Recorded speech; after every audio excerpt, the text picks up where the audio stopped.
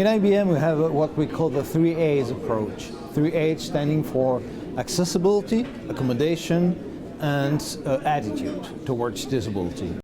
And what we believe is that accommodation and accessibility can be easily fixed, or at least it's possible to fix them based on programmatic or operative solutions, and thanks to the personal commitment of people. The real issue is attitude.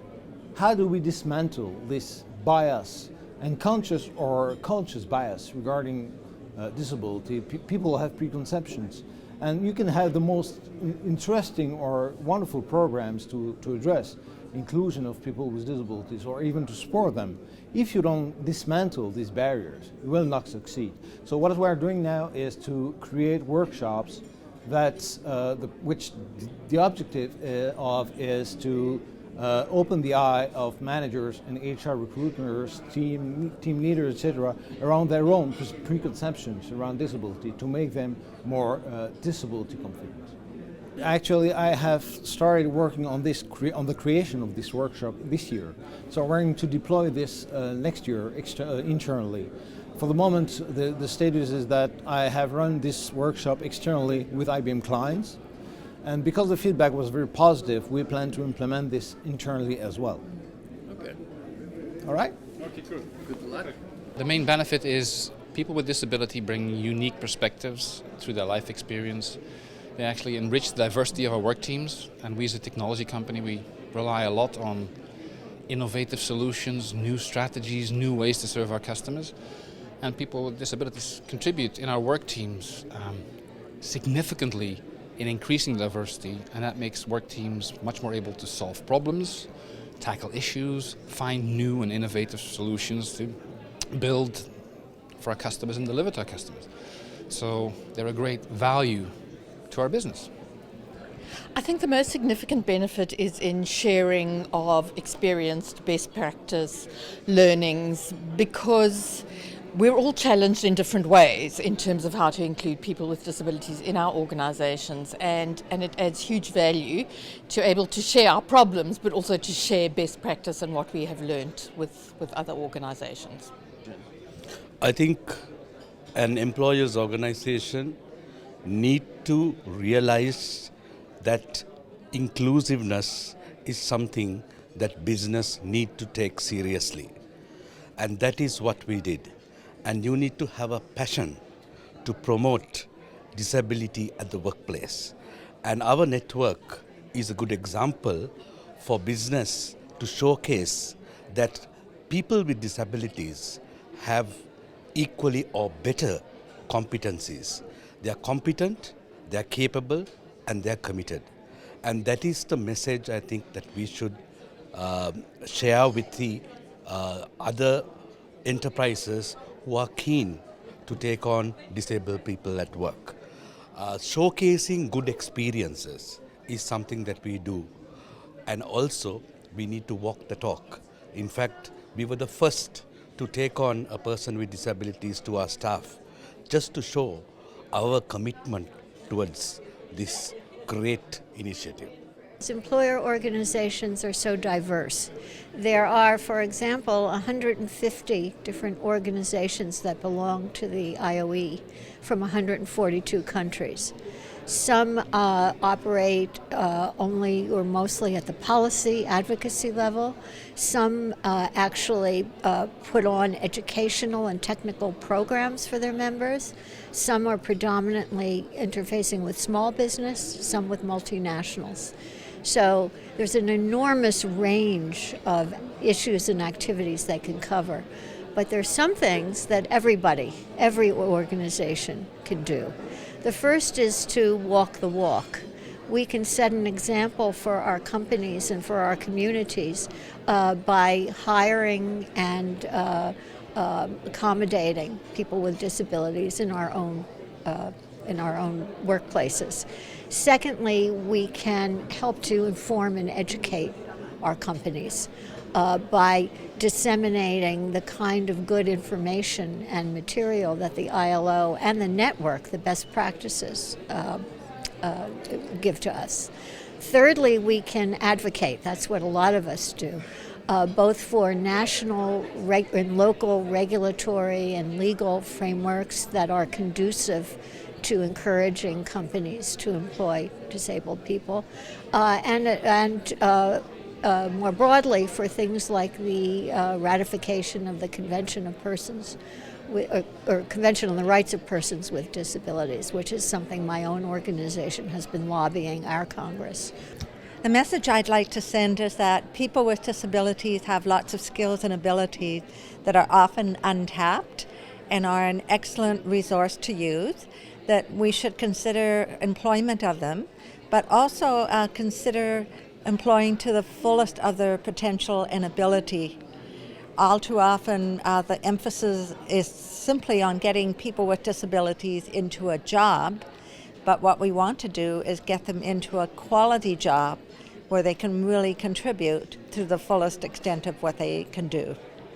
I think the main thing is that it really breaks the myth about the fact that we are doing it for compassion or charity, and it helps us to focus on ability rather than disability. So that's, I think, a huge paradigm shift in thinking. Then if you have persons with disability in a team, then it motivates others to really do better than their best, and it's better than any sensitization program that you can do. There is much less attrition, there's higher customer centricity. And I think also business leaders, when they see the success stories, they realize that their inaccurate assumptions that they had previously really doesn't work. And in today's day and age, when we're looking at innovation and reimagining and simplification, I think the contribution of persons with disability in this framework is immense. So I think as an equal opportunity employer, I think we are really happy to have persons with disability changing people's thinking as well. Thanks very much, Deborah. Firstly, good morning to everybody. It is absolutely great to see this room so full as we're discussing this extraordinarily important issue, and a particularly warm welcome to the Global Business and Disability Network members. We're delighted to have you all here today. I know you got off to a great start in the meeting this morning. Sorry I couldn't be with you at the opening. It was because we were travelling back to Geneva. But I've heard you got off to a great start, and it's been already an extremely lively and productive discussion. I'm anxious not to make you lose that momentum, so I think the best thing I can do is be relatively quick. But I do want to just sort of share a few messages with you, which I hope will be of some assistance to the discussions that you're going to undertake, and then obviously pass the floor on to Gerard and to the excellent panelists and the OECD colleague who are with us. So let me just make what you might find some simplistic points. I've never been worried about being simplistic, but I think there are some important political messages I want to share with you.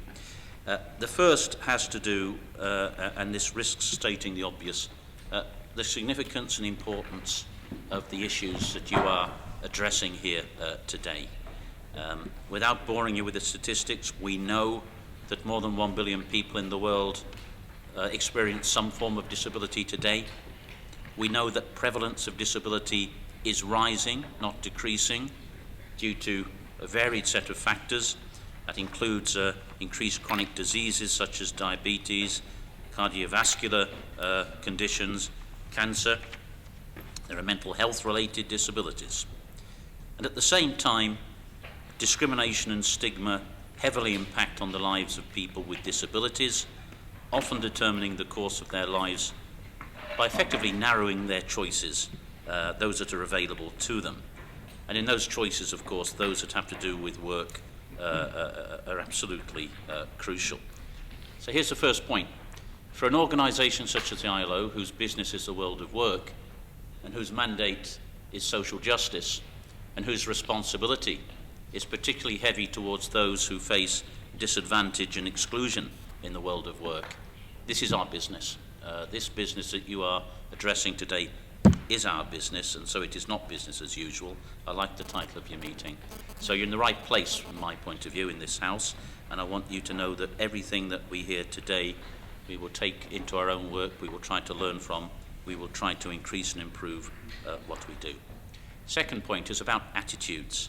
I see that changing, transforming mindsets and attitudes has already been part of what you have been discussing this morning.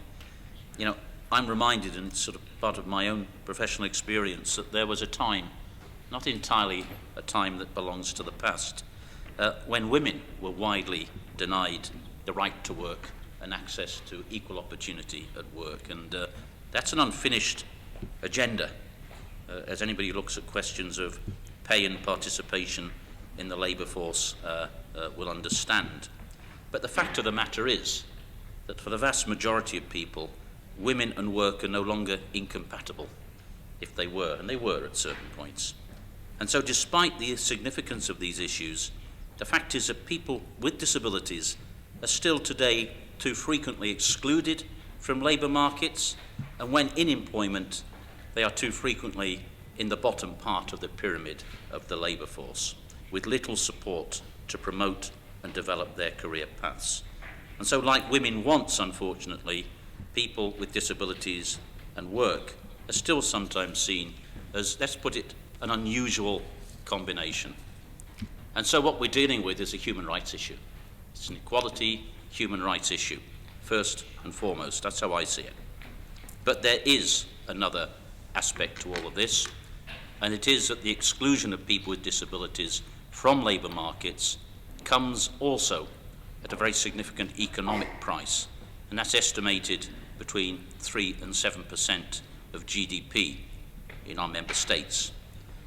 And it's interesting that the publication that we're launching today, which is based on the examples of a group of companies, shows the clear benefits which do flow from employing people with disabilities, and gives also some guidance on how that can best be done. In addition to that, research shows that companies that employ people with disabilities are likely to be perceived favourably by consumers, including people with disabilities and their families. And according to recent estimates, people with disabilities and their families and their immediate social circles control more than $8 trillion in global disposable income.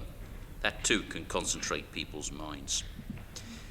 Ladies and gentlemen, the way we do our work in this House is through dialogue, tripartite dialogue between governments, workers and employers, who are the key actors in promoting the inclusion of people with disabilities. To say that dialogue is not always easy, and I think our governing body in the next 2 weeks might provide some examples of that reality. That being the case, the ILO recognises that effective inclusion naturally entails the participation of those with the largest labour demand. That's the private sector. Multinational enterprises in particular are crucial players in the global arena, and it's great to see so many in the room today. And it's also why the Global Business and Disability Network was established, to facilitate dialogue and collaboration among employers' organisations and multinational enterprises, and through that to promote the employment of persons with disabilities within the private sector. Companies and employer networks like those present here today, probably the best ambassadors to get other companies, and I think particularly as small and medium-sized enterprises, to consider the employment of persons with disabilities as a usual business practice. I think that's the point. It's also important to highlight that the voices and expertise of people with disabilities are represented within the global network by the International Disability Alliance, and that's tremendously important. And the ILO, I'm pleased to say, facilitates this dialogue and provides its technical backup in the field. Ladies and gentlemen, through this network, the ILO has found that many employers already realise that people with disabilities are as capable and as productive as anybody else, and these employers have an extensive and invaluable first-hand experience in how effective inclusion can become a natural part of corporate and business strategy. With their know-how, they are amongst the best qualified spokespeople to carry the message to those who do not yet realise the incommensurable societal and economic benefits of the inclusion of people with disabilities in workplaces, as well as to those who do see it but don't yet know how to begin with the task of making it happen. Employers' organisations and national business networks truly are key partners in conveying the message of inclusion and providing guidance and assistance to employers on the ground. And the network provides support to employers' organisations to build their capacity to assist employers in matters relating to the inclusion of people with disabilities at the country level, particularly in developing countries. And there have been successful experiences, I think of Brazil, of Chile, in the Kingdom of Saudi Arabia, which continue to encourage the formation of national business and disability networks. I'm currently supporting the development of that type of initiative, for example, in Zambia and in Peru. What about the ILO in all of this? Well, decent work for all, is the ILO's primary objective.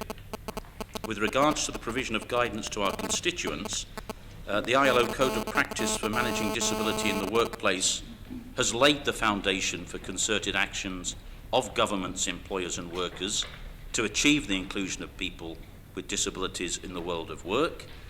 And to take forward our work, we are reviewing our strategies for ILO work on disability, and we hope soon to adopt a new internal strategy and action plan in the field. And that will give us, I think, a new focus to our work and also our interface with this network and others in the room.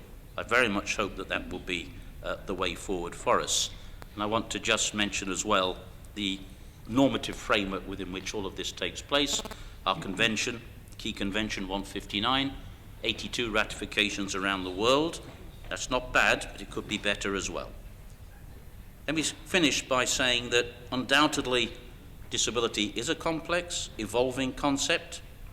People with disabilities are a heterogeneous group with different types of disability, with gender, ethnicity, social and cultural factors to play in, and they face still multiple barriers that deny them access to decent employment. And so tackling these barriers requires the type of dynamic and robust approach that you're bringing to the task today. Partnership and collaboration have proven to be the effective means of action, the right way forward, and they've also allowed for exchange of knowledge in a truly mutual, supportive learning process. So let me conclude by saying that the ILO has the very, very sincere conviction that a reality in which people with disabilities are valued for their abilities and are seen as agents of productivity, innovation and competitiveness, an integral part of the world of work, is absolutely possible. And we are committed, and we invite you to share your experiences to promote the ideas on ways that we can turn all of this into the norm, not the exception. So thanks for being here. I want to sit and listen for as long as I can, but when I do depart, please excuse me, and I will be very anxious to learn what the overall outcome of your work and deliberations were here today. Thanks for being here, and good luck today.